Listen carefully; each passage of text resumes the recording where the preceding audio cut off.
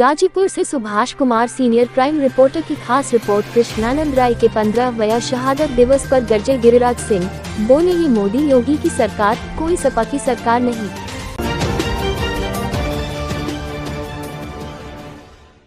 खबर गाजीपुर से है, जहां मोहम्मदाबाद विधानसभा के पूर्व विधायक रहे स्वर्गीय कृष्णानंद राय की आज 17वीं श्रद्धांजलि सभा का आयोजन मोहम्मदाबाद तहसील के शहीद पार्क में किया गया है। इस श्रद्धांजलि सभा में भारत सरकार के केंद्रीय मंत्री गिरिराज सिंह, पूर्व मंत्री उपेंद्र तिवारी, चंदौली सैयद राजा से बीजेपी विधायक सुशील सिंह, उनके चाचा और चर्चित माफिया डॉन ब्रिजेश सिंह के साथ जम्मू कश्मीर के उपराज्यपाल मनोज सिन्हा के पुत्र अभिनव सिन्हा के साथ काफी संख्या में लोगों ने स्वर्गीय विधायक सहित 7 लोगों को पुष्प अर्पित कर श्रद्धांजलि दी। इस अवसर पर अतिथियों ने सभा को बारी बारी से संबोधित भी किया। बताते चले कि 29 नवंबर 2005 को भाजपा के तत्कालीन विधायक मोहम्मदाबाद कृष्णानंद राय सहित 7 लोगों की मोहम्मदाबाद की बसनिया चट्टी पर दिनदहाड़े AK-47 से गोली मारकर निर्मम हत्या कर दी गई थी, जिसके बाद पूरा पूर्वांचल थर्रा उठा था।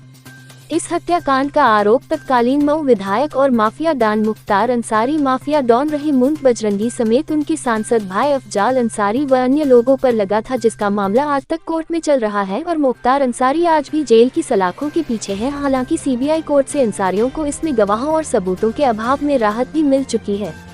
मंच से बीजेपी के विधायक सुशील सिंह ने अंसरियों के गढ़ मोहम्मदाबाद में मंच से अंसरियों को अन्यायी और अपराधी कहते हुए योगी राज में इनका हिसाब होने की बात कही। विधायक सुशील ने कहा कि भगवान के घर देर है अंधेर नहीं।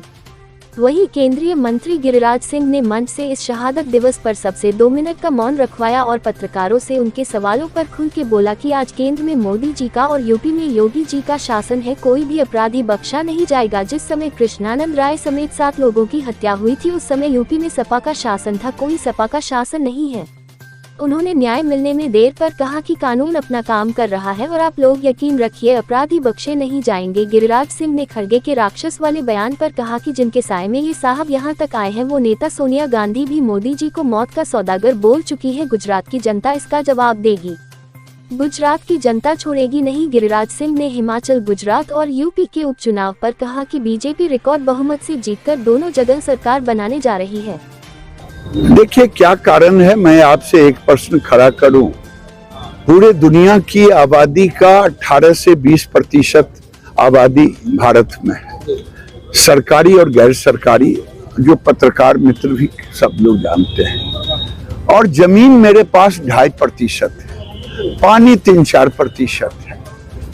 आज संसाधन सीमित है। चाइना 1979 के पहले भारत का GDP चाइना से ऊपर था और चाइना आज भारत से GDP ऊपर है। 1979 में उसने 1 चाइल्ड पॉलिसी लाया और उस 1 चाइल्ड पॉलिसी के कारण अनुमान लगाने वाले लोग कह रहे हैं कि 60 करोड़ के लगभग आबादी को रोक पाया। आज भारत और उसके आबादी बराबर हो रहे हैं, वो दुनिया में एक इकोनॉमी पावर बन गया है। चाइना आज 1 मिनट में 10 बच्चे पैदा हो रहे हैं, भारत में 1 मिनट में 31-32 बच्चे पैदा हो रहे हैं। तो आज भारत के अंदर जरूरत है जनसंख्या नियंत्रण कानून, एक ऐसा कानून, कड़ा कानून, जो हिंदू, मुस्लिम, सिख, ईसाई, बौद्ध सबों पे लगे। जो ना माने उसको सरकारी जो योजनाएं हैं उसका लाभ ना मिल सके, उसका वोटिंग राइट समाप्त कर देनी चाहिए। और आने वाले दिन में पूरे दुनिया में मुझे पूरा भरोसा है कि जो एक कानून देश में होना चाहिए, एक देश एक कानून, जो कॉमन सिविल कोड NRC, ये भारत का पूरे दुनिया में हर देश के नागरिक का एक आइडेंटिफिकेशन। लेकिन ये वोट के सौदागर, ऐसे लोग ही इसका विरोध करते। 29 नवंबर साल में एक बार आता है और हम सब लोग एकत्रित होते हैं इस शहादत दिवस पर। और शहादत दिवस को याद करते हैं। लेकिन शहादत दिवस में पुष्प अर्पित करने के साथ साथ हमारा दायित्व क्या है, हमारी जिम्मेदारी क्या है, ये भी हमको याद करना चाहिए। क्योंकि इस क्षेत्र के ऐसे नायक पुरुष ने जब इस क्षेत्र में पूरे पूर्वांचल में समाजवादी पार्टी के गुंडे माफिया, बसपा के गुंडे माफियाओं का अत्याचार पूर्वांचल के इस सरजमी पर दबे कुचले शोषित वंचितों को दबाने का काम इन अपराधियों इन गुंडों ने किया।